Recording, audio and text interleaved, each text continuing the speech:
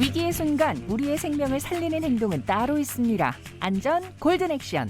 생사의 위기에서 살아남는 정보와 안전사회로 나가는 골든 액션을 소개해드립니다. 한국안전전문가협회 이송규 회장 전화 연결합니다. 회장님 안녕하세요. 네, 안녕하세요. 저는 한국안전전문가협회장을 맡고 있는 이송규입니다. 네, 반갑습니다. 자, 위험을 예방하고 안전을 지키는 행동 골든 액션. 오늘의 골든 액션 주제는 배터리 안전인데요. 지난달 김해국제공항에서 홍콩으로 가는 에어부산 여객기에서 화재가 발생한 이후에 이 보조 배터리가 화재의 원인이 아닐까 조심스럽게 좀 추정이 되면서 배터리 화재가 주목받고 있습니다. 다행히 인명피해는 없었습니다만 우리에게 좀 큰 경각심을 심어줬는데요. 회장님께서는 이 사건 어떻게 보셨나요? 그래요. 지금 말씀하신 대로 정말 이륙 후에 발생했었더라면 정말 대형 참사가 됐을 건데. 그렇죠. 다행히도 이륙 전에 우리가 비행기 타게 되면은 잠시 대기하고 있지 않습니까? 네. 근데 20분간인가 대기했었는데 그때 화재가 발생했다고 합니다. 네. 그래서 천만다행이었습니다. 그래서 우리가 보통 이제 비행기는 이제 가장 안전한 운행 수단이라고 이렇게 얘기를 하거든요. 네네. 그런데 이런 기준들은 비행 횟수나 비행 시간에 비해서 얼마만큼의 사고가 났느냐에 따라서 이렇게 이제 기준을 정하는데, 그렇게 안전한 운행 수단은 맞기는 맞습니다만은 비행기 사고는 한 번 사고 나면 정말 알다시피 대형 참사로 나기 때문에 네. 어찌 보면 가장 또 위험한 운행 수단이 될 수도 있다라는 이런 생각이 들거든요. 그래서 여러분들께서는 좀 안전에 유의해야 되겠다라는 그런 말씀을 드립니다. 뭐 인명피해가 없었기 때문에 정말 다행입니다만 좀 아쉬웠던 거는 좀 시간이 정체됐다면서요. 이렇게 네네. 대피를 하는 과정에서도 좀 정체하면서 좀 아쉬운 부분들이 있었는데 그 점을 좀 짚어주시죠. 그렇습니다. 지금 이제 불이 났기 때문에 순간적으로 대피를 해야 되잖아요. 네네. 그래서 이제 비상구 문을 열고 에어매트로 이제 탈출을 해야 되는데, 그 사이에 일부 승객들은 이제 가방 이런 걸 가지고, 선반에 있는 가방을 가지고 내리려고 또 거기서 엉키면서 정체되는 이런 일부 승객이 좀 있었거든요. 네네. 그래서 그런 승객들은 상당히 지금 생각하면 좀 아쉬운 부분이 있고요. 그러나 이제 대부분 이제 승객들은 좀 질서 있게 행동해서 이런 전 승객들이 무사했지 않느냐라는 그런 평가를 하고 있습니다. 네, 너무나 다행입니다. 골든 액션과는 전혀 좀 반대되는 행동이죠. 짐부터 챙기는 것. 예. 자, 해당 화재 상황을 다시 한번 정리를 해보면 좋겠습니다. 어떤 상황이었습니까? 네, 그때 아시다시피 1월 28일이거든요. 밤이죠. 10시 한 25분쯤에 김해국제공항에서 이제 에어 부산 항공기가 이제 이륙하는 중에 지금 화재가 발생했거든요. 네. 그래서 이제 불이 난 발화 지점은 우리가 알다시피 짐칸에 있지 않습니까? 네. 우리 상단에 짐칸 선반, 거기에 있는 배터리로 추정을 하고 있어요.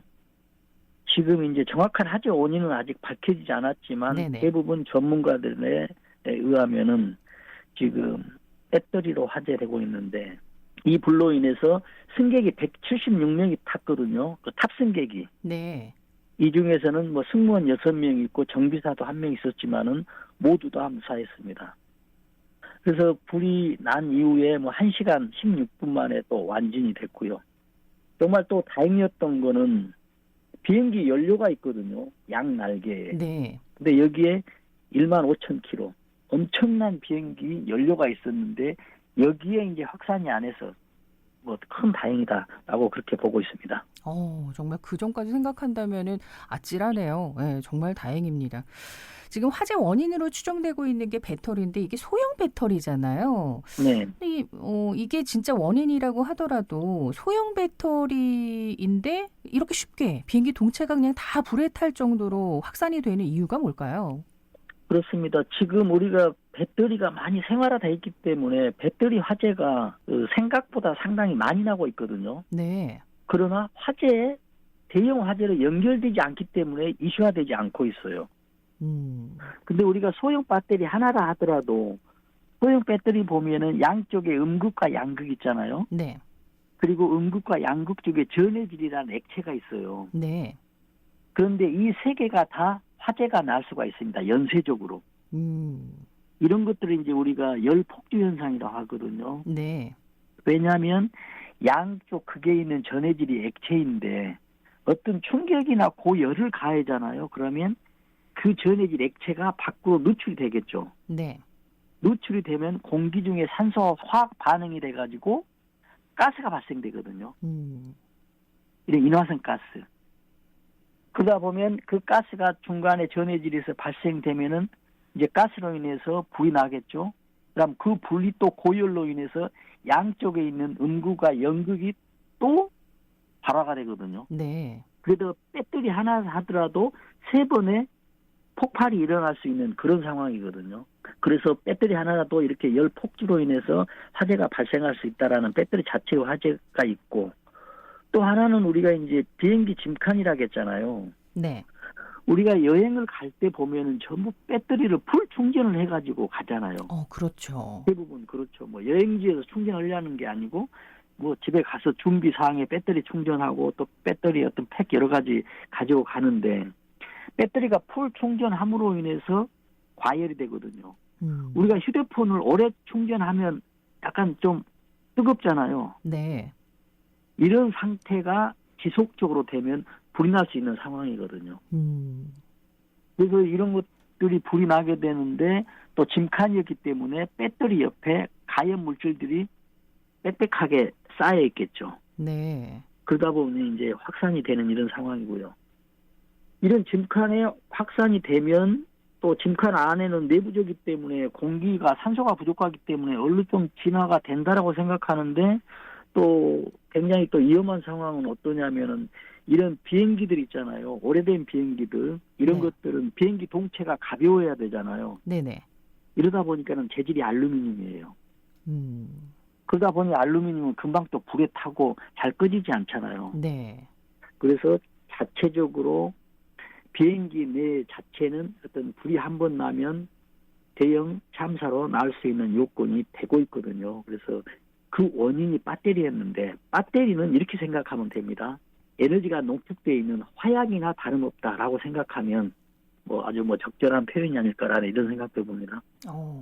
휴대전화 대중화로 인해 자각하지 못했는데 항상 우리가 위험한 물질을 갖고 다니는 거나 다름이 없기 때문에 좀 관리에 신경을 좀 더 써야겠네요. 예. 네네. 항공기 내에서 배터리 화재, 이건 뭐 어느 정도나 발생을 하고 있습니까? 네, 지금 발표에 따르면 지금 최근 5년 동안 항공기 내에서 화재가 13건이 났거든요. 네. 그 중에서 이제 우리가 보조 배터리 9건, 우리가 보조 배터리라고 하면은 휴대폰의 보조 배터리가 아닌 다른 배터리 있죠. 뭐 노트북이나 이런 태블릿 PC, 네. 이런 것들은 좀 그 배터리 용량이 크잖아요. 네. 그런 화재가 9건, 그 다음에 전자담배나 어떤 스마트폰 배터리, 우리가 얘기하는 배터리가 각 한 건씩, 뭐 나머지 2건은 또 미리 확인됐고요. 또 그럼 어디서 이제 화재가 발생했냐면 객실 내에서 지금 10건이 발생했고, 또 선반에서도 객실 그 짐칸 선반에서도 한 건 났었고, 또 갤리 그 항공기 주방 있잖아요. 네. 여기서도 한 건, 이렇게 해서 뭐 13건이 5년 동안 발생했었습니다. 화재 원인을 알면 좀 대비를 할 수 있을 텐데 어떤 점에 좀 주의를 해야 할까요? 지금 화재 발생할 때 일단 배터리 할 때 충전 있죠. 네. 이거에 대해서는 조금 그 과충전을 하지 않고요. 뭐 좀 충전을 뭐 우리가 좀 전기 자동차 배터리도 좀 작게 하라잖아요. 네. 뭐 이런 게 좀 있고요. 또 특히 이제 이런 것들이 또 충격에 약하니까 좀 하고, 또 가장 중요한 것은 배터리 이제 하면은 그 정품 사용 있죠. 네. 정품을 꼭 사용해야 되고, 만약에 수리했을 경우라 하면은 또 정품 수리업체에서 해야 되는 것들이 좀 필요합니다. 비행기 내 그 배터리 화재에 대한 문제들을 해결하기 위한 대책들이 좀 필요해 보이는데 어떤 것들이 좀 우선이 돼야 할까요?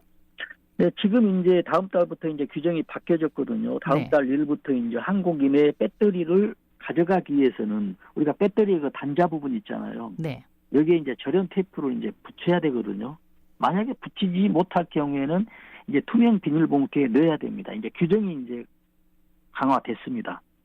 그러나 지금도 규정되기 전에도 각 비행사에서는 배터리를 직접 휴대하도록 지금 공고하고 지금 이렇게 얘기를 하는 그런 단계거든요. 그래서 여기에는 꼭 협조를 해야 되고요. 이런 제도가 없다 하더라도 꼭 휴대하거나 어떤 작은 백에 보이는 곳에 휴대하는 것이 가장 안전에 최선의 방법이라 생각합니다. 네. 자, 그리고 뭐 아까 잠깐 말씀하셨습니다만 우리가 전기차 배터리 화재 소식도 종종 듣게 되는데 이 네. 배터리가 차량 하부에 배치돼 있다 보니까 주의할 점들이 몇 가지 있을 것 같아요.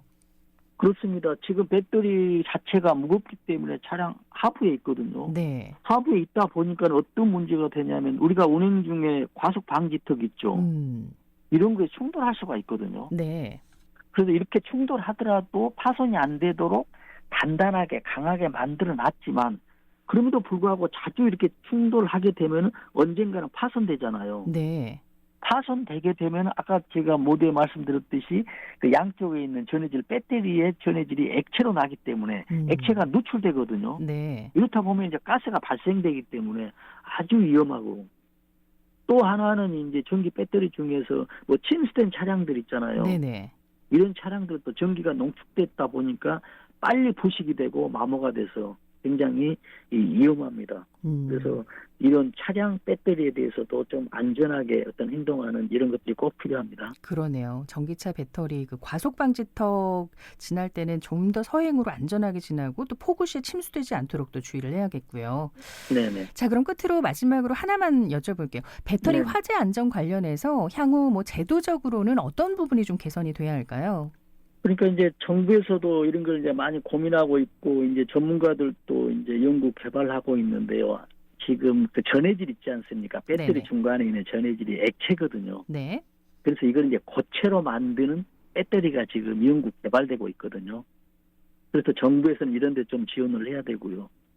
지금 이제 앞으로 굉장히 좀 위험한 게 어떠냐면 이제 배터리 전기차나 이런 배터리 나온 시기가 얼마 되지 않았잖아요. 네. 그러면은 배터리가 폐 배터리가 많이 나오거든요. 그럼 이 폐 배터리가 어찌 보면 굉장히 또 위험물이 되거든요. 그런데 폐 배터리는 또 수거 사업 업체가 있잖아요. 네.